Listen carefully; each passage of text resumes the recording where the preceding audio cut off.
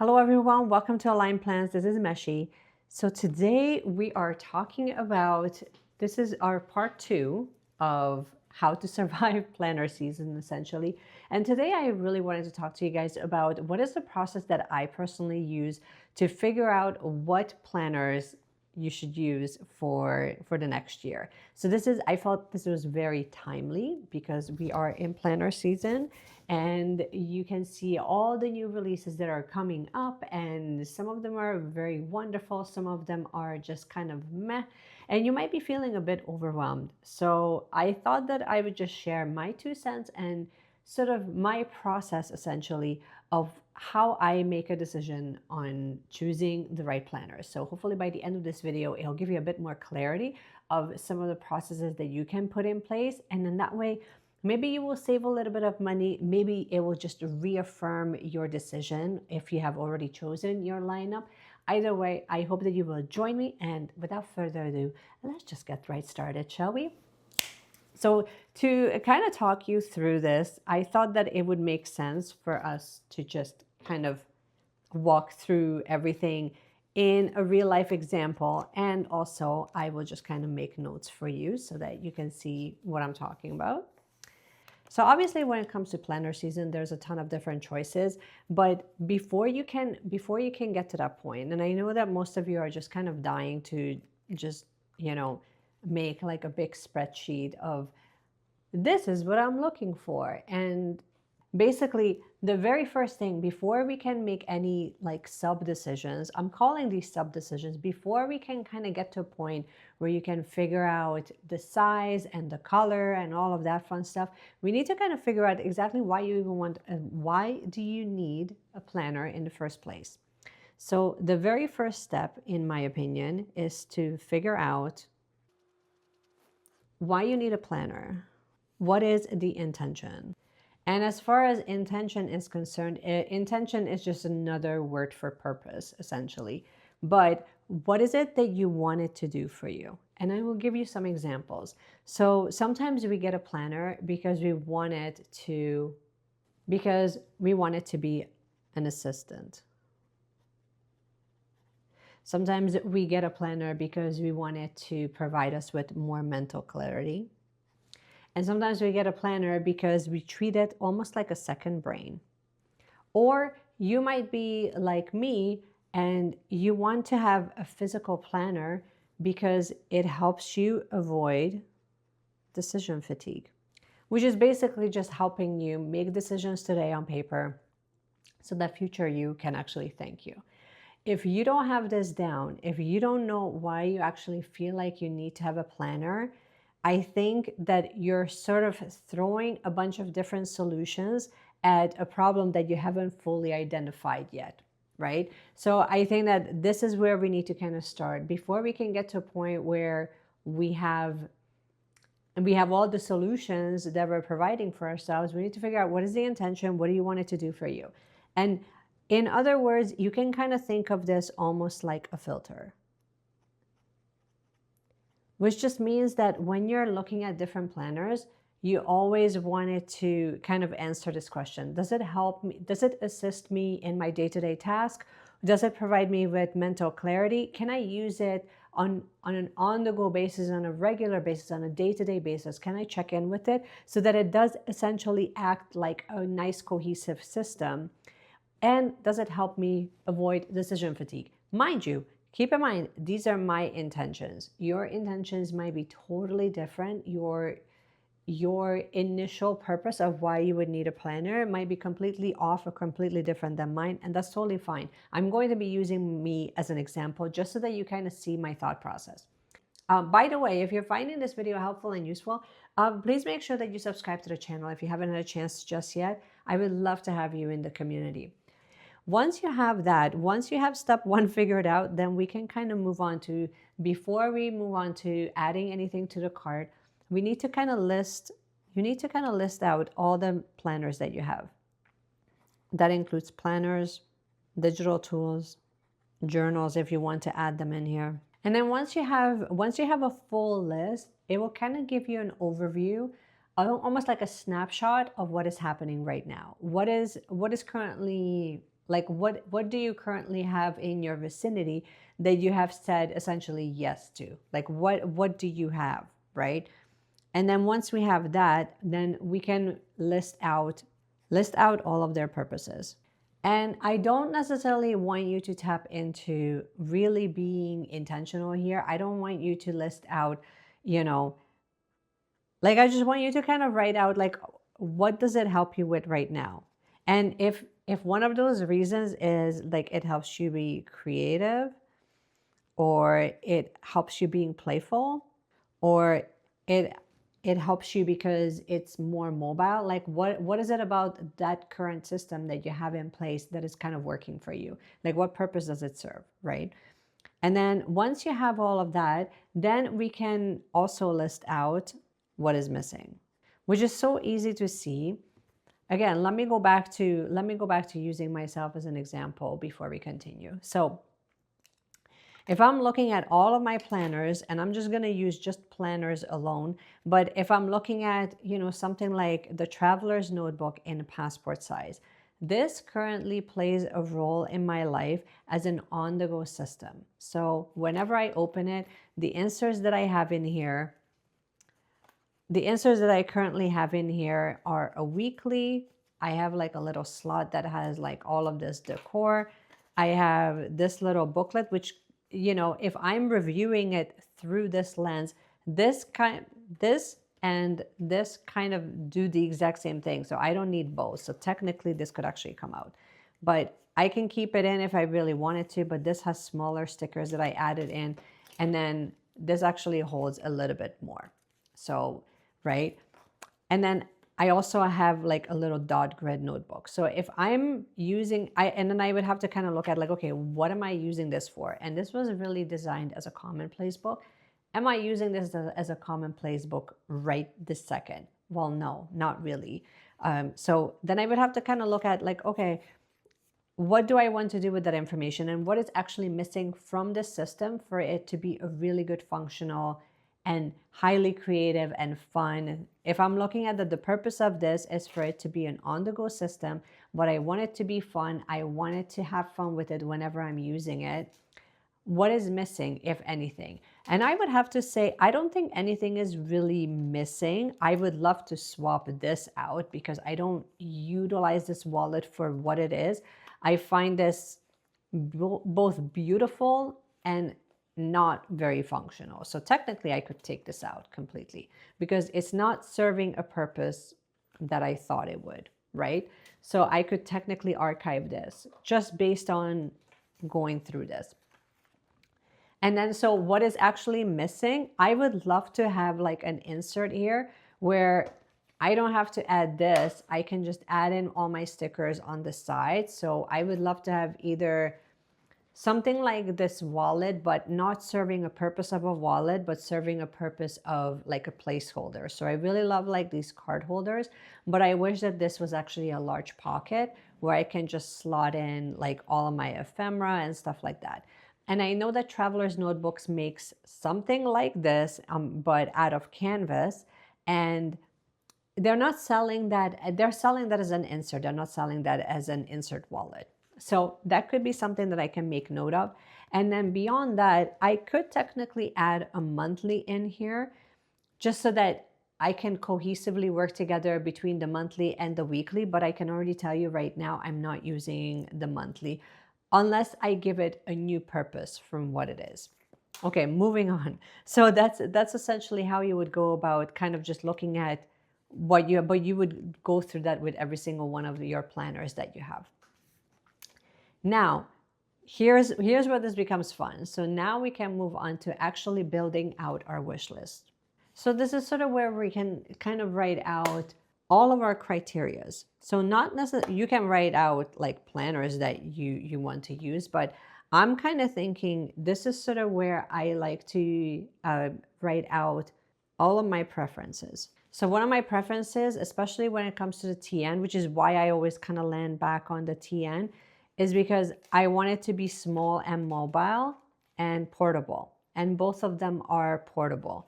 So as an on-the-go system, this is awesome, because I can add and take away things. So that's one of the things that I'm really looking for. The other thing that I prefer to have is I prefer to have a leather cover. That's just one of the things that I really enjoy. If it doesn't have it, it's not a big deal. However, if I'm really writing down truly what my preferences are, I would really love to have a leather cover. And if I'm looking at all my planners currently, they all have that. The other thing that I would love to have, if I'm just reviewing just the TN alone, I would love to make sure that all of the inserts in here are actually functional. I want it to be easily accessible, functional. I can open it up. I can see exactly what purpose it serves. I want it to be both functional and then aesthetic. So like the aesthetics are also very important to me, where I can add in stickers if I really wanted to, but I don't want to dominate with the stickers to a point where like the decoration is almost like more important than the functionality of it. So the layout has to kind of work for me. So you get the point. So you write out all of your preferences, but make sure that you get as detailed as possible, because this is sort of where you can really hash out and really see your own pattern of what like works for you personally. We're going to kind of, your wish list will have to include, well, my wish list definitely includes, and I kind of touched on this a moment ago, a type of sensory feel. So that would be the material, the color of the paper, and just overall the vibe. I'm just gonna call it the vibe, because for me, that would literally just mean like when I'm opening it up, when I open this up, I can tell, okay, this is a cream colored paper. I really love the feedback that I get from this paper. And it's not that I don't like Tomoe River paper, but it just works a little bit better for me. And then I also love being able to add like these small little decor stickers, because that just makes me really happy without overwhelming things. And if I'm kind of looking back on how I've been using it, that's exactly how I've been using it. And even when I don't really give myself time to like plan in here, I can like flip back and every single one of these spreads just make me happy. So I know that that's sort of like my big positive thing, that like, yep, keep moving in that direction because this is actually working for you. So this is what I mean by the feel. But then I also want to kind of write out the type of system that I prefer. So this is where I like to make notes of, okay, based on my preferences, what is the size I prefer? What type of system is it? So is it one booklet? Is it modular? And what is my size preferences, right? I also kind of make sure of is, how does it feel? Oh no, I'm smudging here. And like any color preferences. I personally don't have any color preference, except that actually, no, that's so not true. Oh my gosh, I just lied. Okay, so my color preference generally tends to be more of a camel or earth tones. So if it's, and I mean, I'm like looking at just these two alone and they are more camel colored. It's not to say that, you know, this isn't like, this is an olive, but still like that still kind of falls into earth tones. So if I'm looking at what I'm naturally gravitated towards, then that would be like one of my preferences. Now, once I have all my preferences down, now I move into brainstorming, which really just means that I write out what are the pros and the cons of having this system. In this case, because this is an on-the-go system, I can actually use the full traveler's notebook as an example. Obviously, the pro is that it's modular, which means that I can kind of swap out inserts as I go. I keep one main insert, which is the weekly. That's a constant, and everything else is movable. So based on my preferences. So if I want something in there for journaling, I have that in. If I want something as a monthly, that's like a large overview of things, then I can add that in without feeling like, oh my gosh, I should have everything in one. I can just kind of swap things out and make them a little bit more flexible. Some of the cons is that in case I don't have the right insert in here, then I might feel like I'm stuck. But then some of the cons with the traveler's notebook for me personally is sometimes it's a little bit too big. So I don't find that it's as mobile as the passport. However, here's a plot twist, and I think that this is something that you also want to kind of pay attention to. just making a note if something is actually shifting and something is changing for the next year. So, and for me, it is, right? Because what's happening right now as we're leading up to the end of the year is I'm currently in the process of shifting out of my physical role in my clinic and becoming a little bit more mobile, where I'm doing more work from home and then also building more of an online business as well. So because that there is like this slow shift that's happening, that will essentially impact the type of planner system that I need to have in place. Will this still work for me?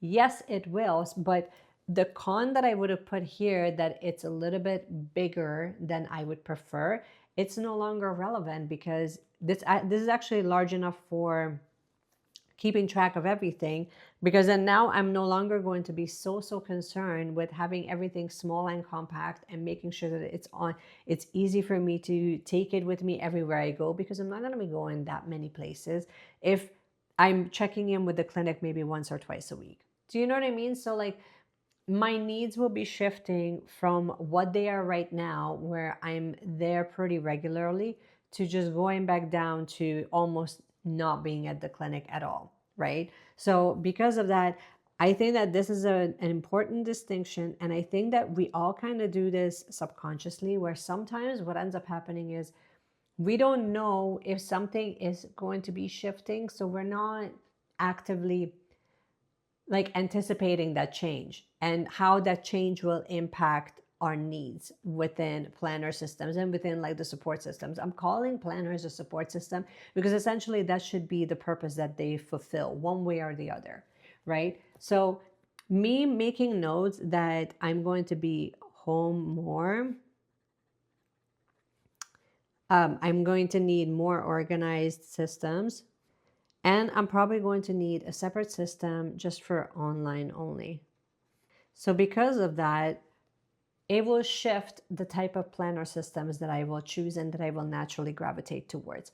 But I mean, that's sort of like the whole point of me brainstorming, so that I kind of look at like, what are the pros of me keeping the TN? What are the pros of me keeping this main TN as my main planner? And then what are the cons? Like, does this still work for me? And essentially, I kind of go through this whole process so that I can figure out what works, what doesn't work, and it's just like, did something shift? Did something change? And I do the exact same thing when it comes to my journals as well.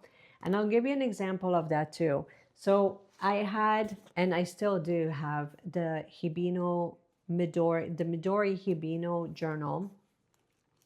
And as you can tell, there's a huge chunk of it that is totally blank because I wasn't reaching for it. So right now I am using it pretty heavily, pretty actively. And so I'm kind of like in the testing phase to see, okay, am I actually reaching for this? And if there's like a ton of like blank pages, then that tells me, okay, if I'm not able to stay consistent with it for like a week or two, then this might be something that it might be too much of a journal for me. And then what am I actually drawn to when it comes to this? Well, I love the size, and I love the layout, and I love the paper, and I love the way this feels. But I've realized through going through this whole exercise that I do, that this has to shift, because I'm no longer utilizing it. Even though I really like it, I'm no longer creating time and space for me to check in with this the way that I used to, let's say, last year, right? So this is actually going to be shifting. I can already tell you that without like giving you any spoilers. This is going to be shifting out of my rotation for 2026, just based on me kind of going through and evaluating what works and what doesn't work.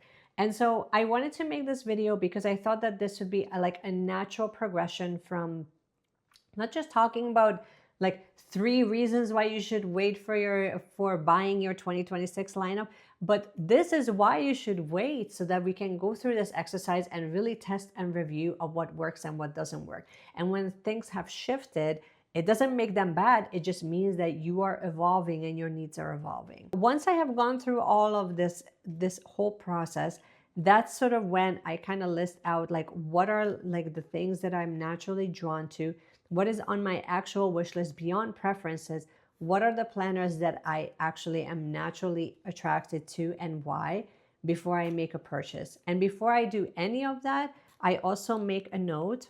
I make a note for how much it costs and then budget appropriately. And I think that that's also another important factor, because sometimes we're just drawn to, you know, certain planners because it's so budget friendly, but then you realize halfway through the year or a quarter of a way into the year, it's like, oh, wait a minute, I actually invested in a system that is really not working for me, or it doesn't have some of the elements that I was really hoping that it does. And so now it feels like I wasted my money, and then now I'm going to have to invest in a whole different setup, right? So I think that it's important to know not only how much does it cost, but then also to make sure that you can budget for it appropriately. Then that way you don't go down the rabbit hole of over consuming when really it's not necessary, right? So this is sort of like my whole process. I don't know how many steps we did here, but this is sort of like my whole process that I would go through if my thing was that I'm feeling mentally stuck and overwhelmed from all of the different choices, and I'm having a hard time kind of deciding how to choose which system works for me. Because yes, we can get really technical of, do you need, a rings system? Do you need a one booklet system? What colors do you need? And which company you should get it from? I think that those details come after you kind of hash out what is the purpose, how do you want to use it, what do you currently have. That's actually one thing I forgot to mention. So within your brainstorming, it's also kind of look at, can I repurpose? So that's actually one thing I forgot to mention, is that can I repurpose anything that I currently have that I abandoned? Like, I didn't abandon this, but you know what I mean. Can I repurpose something that I currently have, like the Hibino, where it's no longer working for me for what I was using it for?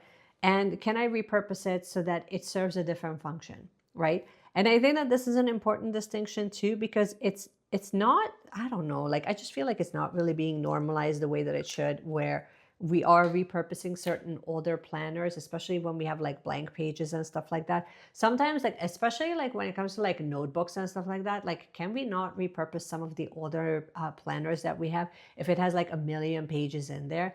Of course we could, but it's just a matter of like, having thought of that. So like, that's one thing that we can kind of make note of, is like, how can we repurpose or add a new life to what we currently have? And then maybe we fill in some of the gaps of our current needs moving forward. And that would potentially give you the option to, maybe save you a little bit of money.